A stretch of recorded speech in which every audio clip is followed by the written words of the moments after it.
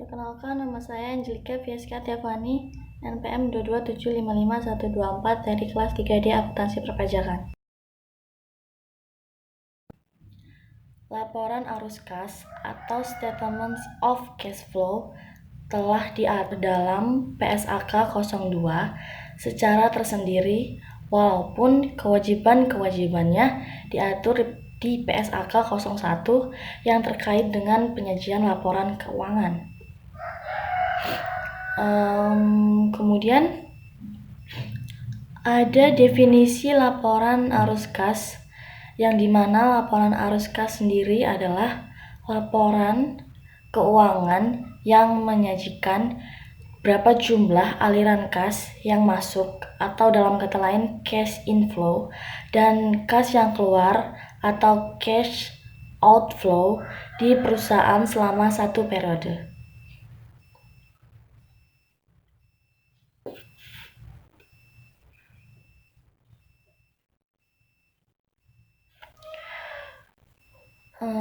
Laporan arus kas mencangkup kas dan setara kas, yaitu kas yang ada di tangan, simpanan giro, dan tabungan.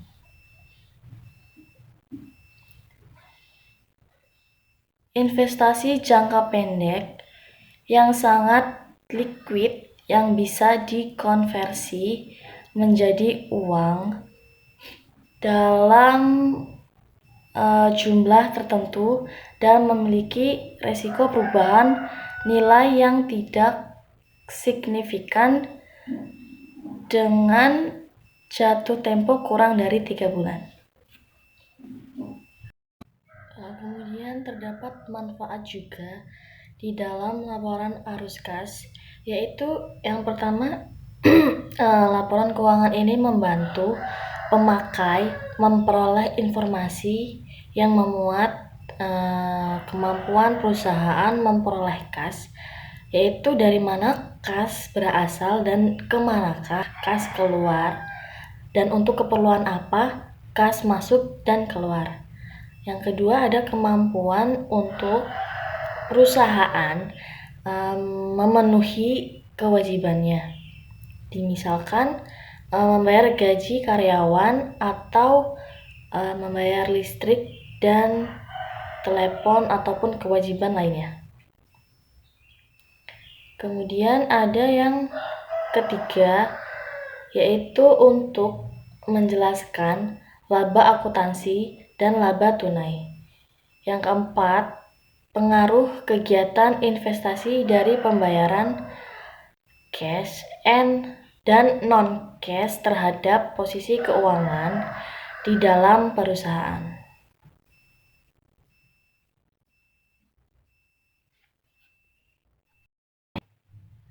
Arus kas di perusahaan diklasifikasikan menjadi 3, yaitu arus kas dari aktivitas operasi, yang kedua ada arus kas dari aktivitas investasi, dan yang ketiga ada arus kas dari aktivitas pendanaan. Kita masuk yang pertama, yaitu arus kas dari aktivitas operasi, di mana yang dimaksudkan adalah aktivitas yang penghasil utama pendapatan entitas dan aktivitas lain yang bukan merupakan aktivitas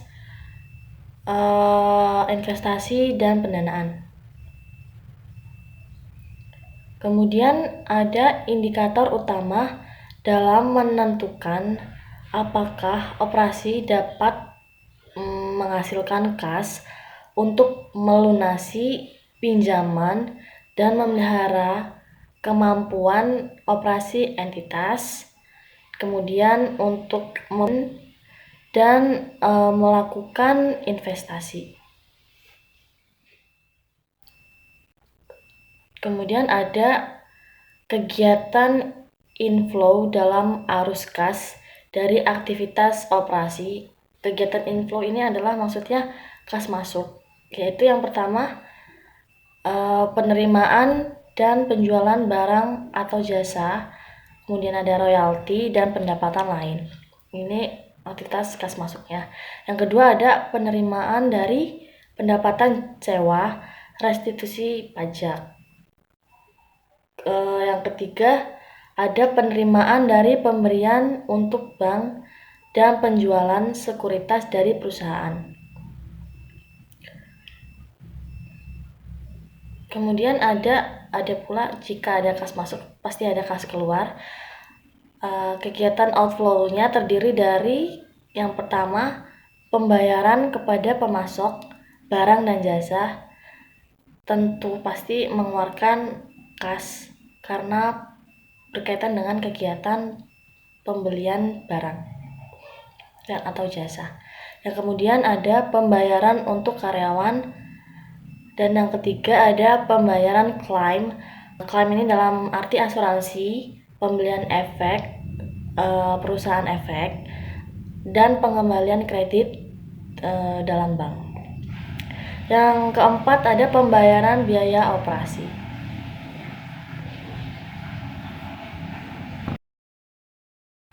Kemudian yang kedua ada arus kas dari aktivitas investasi, yaitu aktivitas perolehan dan pelepasan aset jangka panjang serta investasi lain yang tidak termasuk setara kas. Kemudian mencerminkan pengeluaran untuk sumber daya yang dimaksud menghasilkan kas di masa mendatang. Yang tiga ada bahan utama penyusunannya adalah aset tidak lancar komparatif. Kegiatan kas masuknya atau inflow-nya terdiri dari yang pertama yaitu penerimaan penjualan aset tetap, aset tidak berwujud, dan aset jangka panjang. Kemudian yang kedua ada penerimaan kas dari kontrak future atau forward atau future untuk pendanaan. Yang ketiga ada penerimaan penjualan instrumen utang atau kas dalam artian selain diperdagangkan. Yang keempat ada penerimaan kas dari pelunasan uang muka dan penjamin dari pihak lain. Jika ada uang masuk, ada uang keluarnya atau yang disebut dengan kegiatan outflow-nya yang terdiri dari yang pertama, pembayaran kas untuk membeli aset tidak tetap, aset tidak berwujud, dan biaya pengembangan dikapitalisasi. Yang kedua ada pembayaran kas dari future forward swap untuk aktivitas pendanaan. Kemudian yang ketiga untuk pembayaran membeli instrumen utang atau ekuitas atau dalam kata lain juga ventura selain untuk diperdagangkan. Kemudian yang tiga ada arus kas dari aktivitas pendanaan. Yang dimaksudkan di sini dalam aktivitas pendanaan yaitu aktivitas yang mengakibatkan perubahan dalam jumlah serta komposisi kontribusi modal dan pinjaman entitas. Yang dalam aktivitas pendanaan ini yang pertama memproduksi klaim atas arus kas masa depan oleh para penyedia modal. Yang kedua, bahan utamanya yaitu liabilitas jangka panjang komparatif. Ada pula kegiatan inflow pada aktivitas pendanaan ini terdiri dari yang pertama yaitu penerimaan kas dari penerbitan saham. Kemudian ada yang kedua penerimaan kas dari penerbitan obligasi, wesel, pinjaman jangka pendek dan jangka panjang. Dan yang terakhir ada hipotek. Kemudian ada kegiatan outflow-nya yang terdiri dari yang pertama pembayaran kas kepada pemilik untuk menantik atau menembus saham. Yang kedua ada pelunasan pinjaman. Ketiga pembayaran kas oleh lese untuk mengurangi saldo liabilitas terkait sewa pembiayaan. Dalam laporan arus kas juga terdapat bunga dan dividen. Arus kas bunga dan dividen diungkapkan secara terpisah dan diklasifikasikan secara konsisten.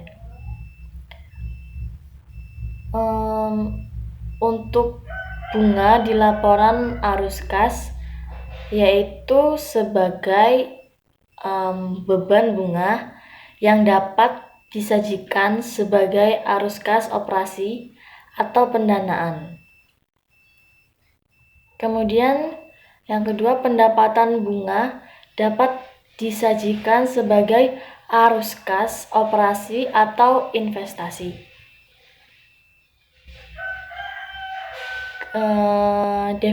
Dividen juga dalam arus kas, yaitu dividen yang dibayarkan dapat disajikan sebagai arus kas pendanaan atau operasi. Yang kedua, pendapatan dividen dapat disajikan sebagai arus kas operasi atau investasi.